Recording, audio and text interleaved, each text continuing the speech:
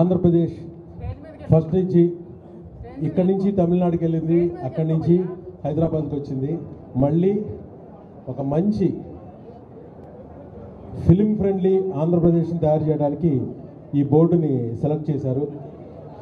ఆంధ్రప్రదేశ్ అభివృద్ధిలో ఐటీలో అమరావతి ఎంత ఫాస్ట్గా అభివృద్ధి చేస్తున్నారో, ఐటీ మినిస్ట్రీ ఎంత బాగా పనిచేస్తుందో, టూరిజం మినిస్ట్రీ మన మధ్య అవార్డు కొట్టింది, అలాగే పంచాయతీరాజ్ శాఖ కూడా బాగా పనిచేస్తుంది. అన్ని శాఖలు అభివృద్ధి పదంలో ఉండగా ఈ ఫిల్మ్ డెవలప్మెంట్ కార్పొరేషన్ని 2 ఏళ్ల తర్వాత ఈ ప్రభుత్వం ముందుకు తీసుకొచ్చింది.